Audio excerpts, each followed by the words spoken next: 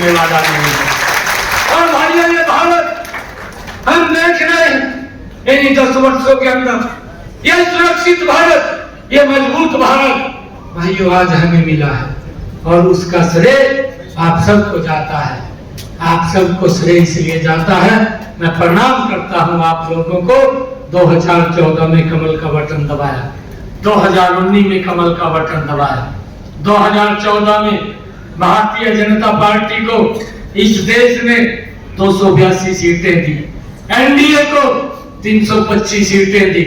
2019 के चुनाव में इस देश ने नरेंद्र मोदी जी के ऊपर बड़ा विश्वास किया।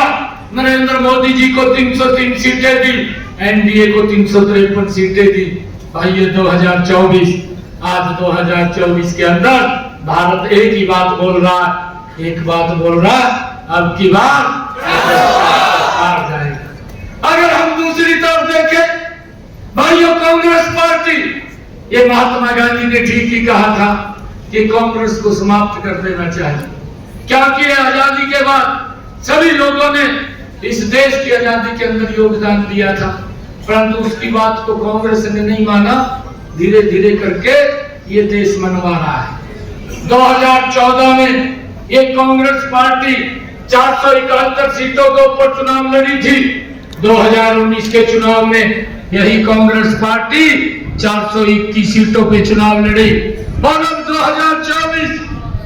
2024 में ये कांग्रेस पार्टी 272 सीटों पे चुनाव लड़ रही है। जो इनके मुखिया हैं, जो राहुल गांधी हैं, जिन्होंने वोट देना है, वो अपनी पार्टी को भी वोट नहीं दे रहे, वो भी किसी और को वोट देने का काम कर रहे हैं।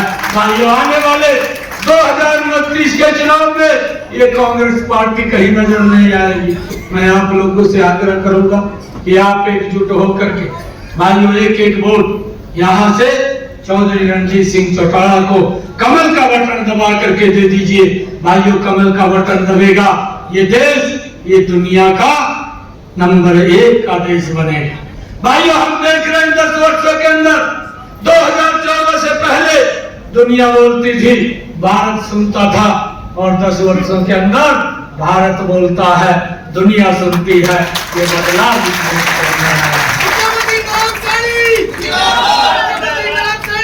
आज हमारी संस्कृति का संरक्षण हुआ।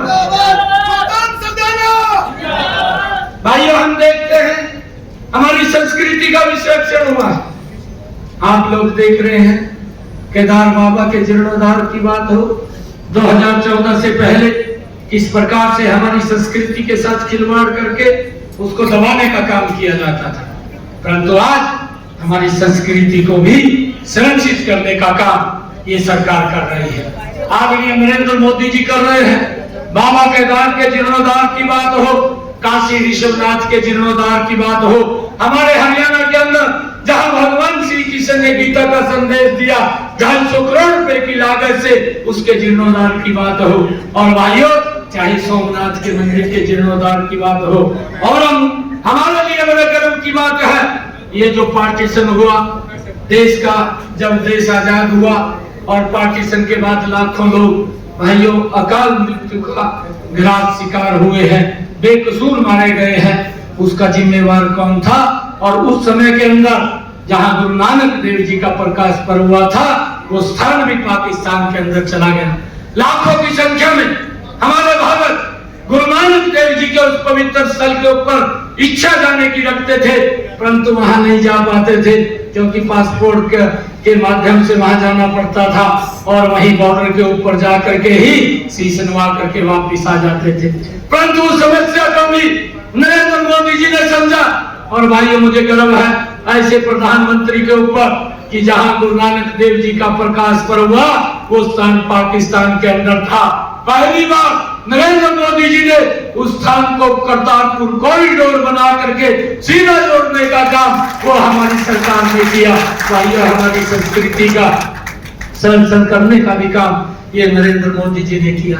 कितने लंबे समय से भाइयों इस बात को लेकर के बोलते थे, ये कांग्रेस के लोग ये मजाक उड़ाते थे, ये बताए आप। मैं आज यहाँ हिसार की सरदारी के अंदर बैठा हूँ, ये 55-60 साल तक इन्होंने शासन किया है, कभी मैनिफेस्टो के अंदर लिखा है, कभी इन्होंने बताया है कि हमारी सरकार आएगी, हम भव्य दिव्य भगवान श्री राम का मंदिर बनाएंगे। परंतु ये लोग ये इसके साथ मजाक करते थे और उपहास उड़ाते थे। ये हमारा भी उपहास उड़ाते थे कि भारतीय जनता पार्टी के लोग ये बात बोलते हैं कि मंदिर वही बनाएंगे, तारीख नहीं बताएंगे। भाइयों, ये नरेंद्र मोदी की सरकार, आप सबको मैं प्रणाम करता हूँ, आप सबका दिल से धन्यवाद करता हूँ। आज भगवान श्री राम का भव्य और दिव्य मंदिर भी बन करके तैयार हो गया और वहां के जो भगवान श्री राम तीर्थ स्थल के हमारे पदाधिकारी थे, जब उनको निमंत्रण देने के लिए जाते हैं तो उस निमंत्रण को भी ठुकरा देते हैं। भाइयों, इनकी सोच क्या है? ये किस देश के अंदर इस देश को ले जाना चाहते हैं और आज बोलते हैं इनको कैसे वोट दें। ये अपने मैनिफेस्टो के अंदर लिखा है कि धारा 370 जो नरेंद्र मोदी जी ने समाप्त की है, इसको हम दोबारा लेकर के आएंगे। क्या देश के अंदर आप लोग चाहते हैं कि धारा 370 वापिस आ जाए, जिसके कारण आतंकवाद फैलता था, जिसके कारण वहां के लोगों को वोट का भी अधिकार नहीं था।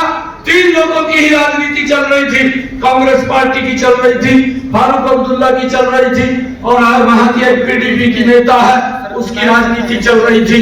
बाकी तो पूरा का पूरा जम्मू कश्मीर भाइयों डिस्टर्ब हो रहा था। परंतु धारा 370 को समाप्त करके आज आतंकवाद के ऊपर भी गहरी चोट करने का काम नरेंद्र मोदी जी ने किया है। आज कोई आतंकवादी भाइयों 10 वर्षों के अंदर बॉर्डर क्रॉस करके भारत के अंदर आकर के घटना को अंजाम नहीं दे पाता। अगर कोई आतंकवादी आता है, हमारे नौजवान साथी उसको ऊपर का रास्ता दिखाने का काम वही मोदी जो करते हैं। आज ये भारत, ये सुरक्षित भारत, ये मजबूत भारत इन 10 वर्षों के अंदर नरेंद्र मोदी जी के नेतृत्व में मिला है। मैं आप लोगों से अपील करूंगा, आइए मिल करके एक वोट। भाइयों, इतनी भयानक गर्मी के अंदर ये मत चिंता करिए, क्योंकि कई बार सोच लेते हैं कि भाई 400 पार की बात हो रही है, अब तो 400 वोट 400 सीटें नरेंद्र मोदी जी की आएंगी। परंतु ये 400 सीटें तब आएंगी जब हम घर से निकलेंगे, परिवार के साथ निकलेंगे, परिवार के साथ निकल करके कमल का बटन दबाएंगे। जब हिसार में कमल का बटन दबेगा, उसकी ताकत नरेंद्र मोदी के पास दिल्ली में जाएगी और जब दिल्ली में नरेंद्र मोदी के पास जाएगी, इस देश को विकसित राष्ट्र बनने से दुनिया की कोई ताकत नहीं रोक सकती। ये भारत ये विकसित राष्ट्र बन जाएगा। आइए मिलकर के हम सब इस भारत के विकास के लिए, इस सुरक्षित भारत के लिए, इस मजबूत भारत के लिए एक वोट कमल के बटन का दबा करके यहाँ से चौधरी रणजीत सिंह जी को भारी बहुमत से जिता करके भेजिए। इतना ही मैं आप लोगों से निवेदन करना था। एक बात और मैं कहना चाहता हूँ, 1 मिनट बैठ जाए।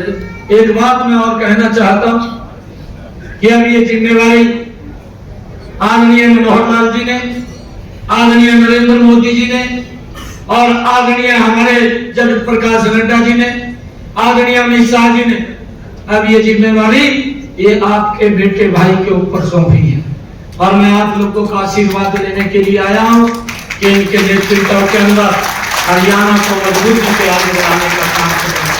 मनोहर लाल जी ने ऐसे हरियाणा के अंदर काम किए हैं, मैं बोलता नहीं हूँ कि आने वाले समय के अंदर हरियाणा के लोगों को उसका बड़ा लाभ मिलने वाला है। गुड गवर्नेंस के अंदर जो काम मनोहर लाल जी ने किए हैं पूरे देश के अंदर, अगर हम देखें हरियाणा नंबर 1 के ऊपर गुड गवर्नेंस के अंदर आता है। ऐसे कार्य आदरणीय मनोहर लाल जी ने किए हैं। भाइयों, उन कामों को हमने आगे बढ़ाना है, मिलकर के आगे बढ़ाना है और मैं आप लोगों को विश्वास दिलाता हूँ किसी प्रकार की कोई चिंता करने की जरूरत नहीं है। आपका बेटा भाई चंडीगढ़ में है, कभी भी जरूरत पड़े 24 घंटे आप लोगों के लिए हाजिर है। आप सबका मैं दिल से बहुत बहुत धन्यवाद करता हूँ। इन्हीं शब्दों के साथ जय हिंद, जय भारत, जय भारत माँ, भारत माता के, भारत माता के, वंदे वंदे वंदे। जय सिंह बिश्नोई जी, विजय ग्रोवर जी और हमारे ज्योति भीम जी, विजय ग्रोवर जी, कविता जी, सुभाष ढींगड़ा जी, मनदीप मलिक जी, अशोक ग्रोवर जी, टीनू आहूजा जी और हमारे मंच पर बैठे हुए पार्टी के बहुत ही सीनियर पदाधिकारी, मंच पर विराजमान भारतीय जनता पार्टी के लोकप्रिय प्रत्याशी, जिनको दुनिया के सबसे लोकप्रिय नेता भारत के यशस्वी प्रधानमंत्री नरेंद्र मोदी जी ने कमल का फूल दे करके आप सबका आशीर्वाद लेने के लिए आपके बीच में आए हैं। ऐसे लोकप्रिय प्रत्याशी चौधरी रणजीत सिंह जी जो इंतजार कर रहे हैं, 1 घंटा जाने में भी लगेगा। सीधा अपील आप लोगों के चरणों में करने के लिए खड़ा हुआ हूं। ये चुनाव कोई गांव का चुनाव नहीं है, ये चुनाव वार्ड का भी चुनाव नहीं है। ये चुनाव ये भारत की दिशा और दशा तय करने वाला चुनाव है। ये इस लोकतंत्र की पंचायत का सबसे बड़ा चुनाव है और मैं आप लोगों से अपील करने के लिए आया हूं कि आप सब इस लोकतंत्र के पर्व में जिस प्रकार से हम दीपावली का पर्व मनाते हैं, विजयदशमी का पर्व मनाते हैं, ये लोकतंत्र का पर्व है। इस पर्व की मजबूती के लिए भाइयों घर से निकल करके एक एक वोट डालने का काम करें ताकि ये विकसित राष्ट्र बन सके। इसके लिए हम सब ने कमल का बटन दबा करके यहां से चौधरी रणजीत सिंह जी को भारी बहुमत से जिता करके नरेंद्र मोदी जी को तीसरी बार इस देश का प्रधानमंत्री बनाने का काम करें। भाइयों मैं पूरे प्रदेश के अंदर घूम रहा हूं, प्रदेश से बाहर भी जा रहा हूं। जब समय लगता है, जैसा आदेश आता है, एक ही आवाज हर जगह से आ रही है, अब की बार ये पूरे देश से आवाज आ रही है। देश का हर व्यक्ति एक ही बात बोल रहा कि मोदी जी को ही वोट दे करके इस देश को और आगे बढ़ाने का काम करेंगे, इसको मजबूत करने का काम करेंगे। भाइयों 2 विचारधाराएं हैं। एक विचारधारा इस देश को आगे बढ़ाने के लिए लगी हुई है, एक विचारधारा इस देश को कमजोर करने के लिए लगी हुई है। फैसला इस देश की सरदारी करेगी और ये 4 जून को करेगी। भाइयों मैं जब देखता हूं एक विचारधारा है, ऐसी विचारधारा है कि उनका जो नेतृत्व है, भाइयों अगर जेएनयू के अंदर कुछ लोग भारत के टुकड़े टुकड़े की बात करते हैं तो भाइयों कांग्रेस का युवराज उनके बीच में जा करके उनको समर्थन देने की बात करता है। कैसे कांग्रेस को, कैसे उस युवराज को हम विश्वास करें? अरे जिनकी सरकार के अंदर हम देखते हैं जिन्होंने हमारा बेटा भाइयों बॉर्डर के ऊपर दिन रात हमारी रक्षा सुरक्षा के लिए खड़ा रहता है और इनकी सरकार में उनके ऊपर पत्थरबाजी होती है। अगर पाकिस्तान से कोई आतंकवादी आकर के गोली चला देता है और हमारा नौजवान अपने बचाव में गोली चलाता है तो उसकी भी इंक्वायरी खोल दी जाती है। उसको भी ये लिखित रूप में ये लोग मानते हैं कि आपने गोली कैसे चलाई है। अगर वो जवाब नहीं दे पाता तो उसका कोर्ट मार्शल कर दिया जाता है। कोर्ट मार्शल करके उस नौजवान साथी को जेल में डाल दिया जाता है। ये इस प्रकार की विचारधारा इन लोगों की है। भाइयों हम देखते हैं हम कैसे इनके ऊपर विश्वास करें कि हमारे वो नौजवान साथियों के ऊपर इन्हीं के समय में वो पत्थरबाजी होती है। भाइयों हम कैसे विश्वास करें कि इनके ही सरकार के अंदर भाइयों जम्मू कश्मीर में जो हमारे कश्मीरी पंडित हैं किस प्रकार का अत्याचार उनके ऊपर हुआ है, किस प्रकार से उनको कश्मीर घाटी से निकालने का काम किया है, किस प्रकार से बेटियों के साथ और महिलाओं के साथ दुराचार करने का वहां कार्य हुआ है। और वहां का जो नेता है यासीन मलिक, जिसने इतना अत्याचार घाटी के अंदर किया है, जो पाकिस्तान की शय के ऊपर अलगाववाद की नीति को लेकर के चलता है, भाइयों वो व्यक्ति कांग्रेस के लिए दिल्ली में पोस्टर लगा करके वोट मांगने का काम करता है। कैसे इनको वोट दे दे, ये देश के विचारधारा के अनुकूल नहीं है। भाइयों, हम कैसे विश्वास कर ले कि इनकी सरकार के अंदर पाकिस्तान जैसा विदेश मंत्री भाइयों इनके वोट के लिए वकालत करता है। कैसे इनके ऊपर विश्वास कर ले। भाइयों, जो भी कानून अगर बना है उस कानून का विरोध अगर किसी ने किया तो कांग्रेस पार्टी ने किया है। भाइयों, हम कैसे इनके ऊपर विश्वास करें। अगर सिटीजनशिप अमेंडमेंट बिल आता है, कांग्रेस के लोग शाहीन बाग में 6 महीने तक भाइयों रास्ता रोक करके उसका विरोध करते हैं, तो कैसे इनके ऊपर विश्वास करना है। भाइयों, वो सिटीजनशिप अमेंडमेंट जो हमारे हिंदू भाई पाकिस्तान के अंदर प्रताड़ित हुए हैं, अफगानिस्तान में हुए हैं, और भाइयों जो बांग्लादेश के अंदर हुए हैं, और जो अपना धर्म नहीं जिन्होंने बदला, उन्होंने वहां से अपनी प्रॉपर्टी घर को छोड़ करके भारत के अंदर आ गए हैं। ऐसे लोगों को सम्मान देने के लिए कानून था, परंतु इसका भी विरोध ये कांग्रेस पार्टी ने किया है। कैसे विश्वास करें इनका। आज हम देखते हैं 10 वर्षों के अंदर नरेंद्र मोदी जी अरे उन सैनिकों के बीच में जाते हैं, बॉर्डर के ऊपर जाते हैं और उनको जाकर के ये बात बोलते हैं, उनका हौसला बढ़ाते हैं कि अगर आतंकवादी एक गोली चलाता है आप 100 गोली चला दीजिए, आपको कोई। और उसी संख्या का जैसे भी तालियां बजा रहे थे, इसी संख्या के साथ जिताकर भेजोगे तो वहां पर भी मोदी जी बुलाएंगे कि हिसार वाले सांसद आ जाओ, जो लाखों वोट से 7 लाख वोट से जीत कर आए हैं, उनका भी स्वागत जोरदार होगा। मैं ज्यादा लंबा समय नहीं लूंगा।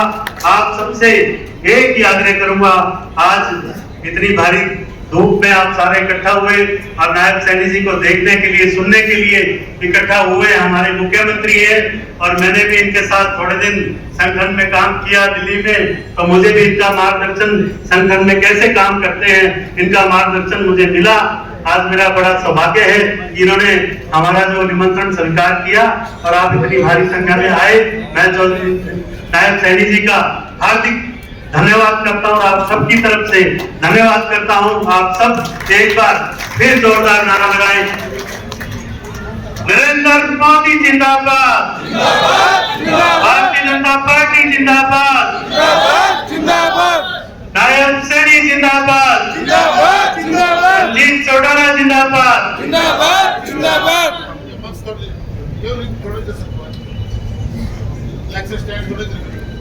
मैं अब आग्रह करूंगा हमारे लोकसभा के प्रत्याशी चौधरी रणजीत सिंह जी से जोरदार तालियों के साथ हम स्वागत करेंगे। वो आए हमारे बीच में अपना वक्तव्य रखें।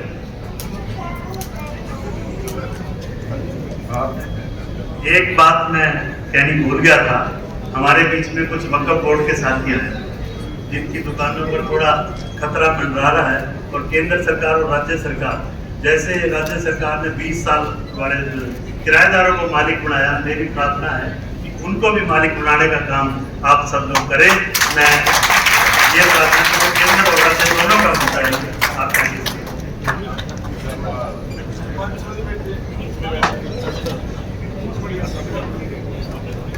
हमारे प्रदेश के माननीय मुख्यमंत्री श्री नरेंद्र सिंह जी सैनी आज हमारे साथ बैठे डॉक्टर कमल गुप्ता जी, हमारे मंत्री, मेरे साथ मेरे छोटे भाई, बहुत आदरणीय शहर जिन्हें बहुत समाज से देखा है, बहन सावित्री जी जिंदल, हमारे डिप्टी स्पीकर श्री रणवीर सिंह जी गंगवा, हमारे प्रभात याद से विधायक हाथी चंद श्री विनोद जी बिहार, हमारे यहाँ के चुनाव के प्रभारी श्री अमरपाल जी राणा, हमारे जिला अध्यक्ष केंद्र, हमारे state secretary general secretary Shri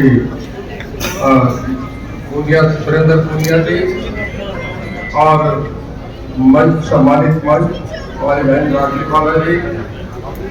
मैं ज्यादा लंबा नहीं लेके 1 मिनट में अपनी बात कहूँगा।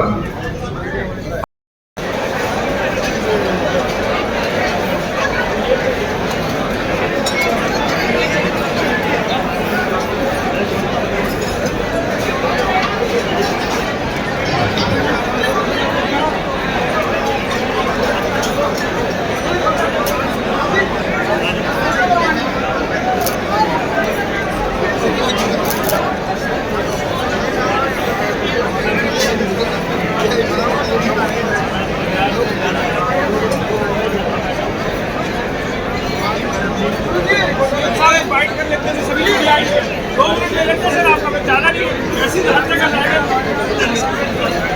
हरियाणा में लग रहा है सर आप लोगों को 2 मिनट के लिए वैसे लोगों को सम्मानित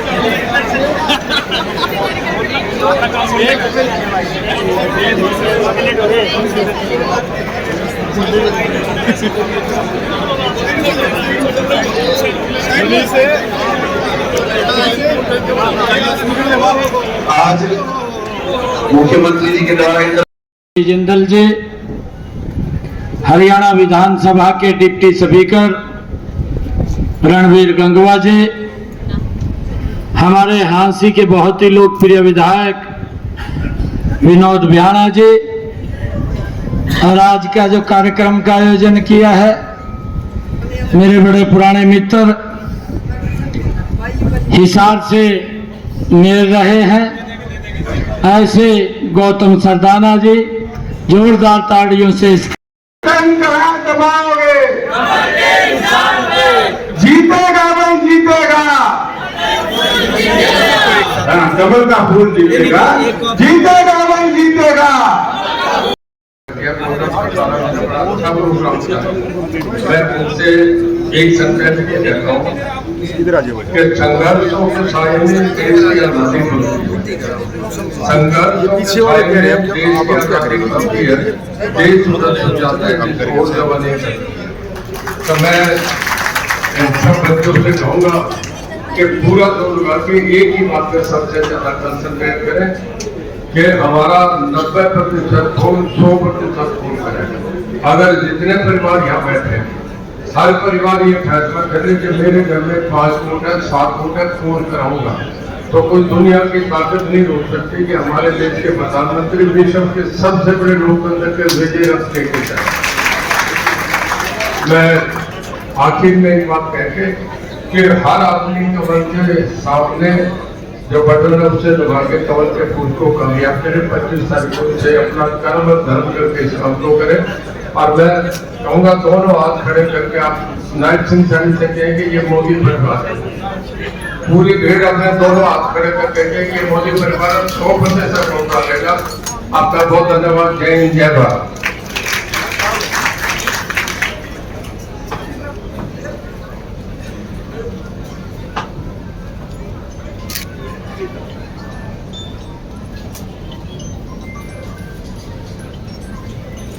सब भाई बहन प्रेम से बोलेंगे जय श्री राम। प्रेम का मतलब ये नहीं कि आस्था बोले, तेज बुलंद आवाज में, प्रचंड आवाज में जय श्री राम, जय श्री राम, जय श्री राम। भारत माता की, भारत माता की। मैं तो नारे लगवाने के लिए खड़ा हूँ, नारे आजा तेज लगा दो, मैं अभी मुख्यमंत्री जी को बुला लेता हूँ।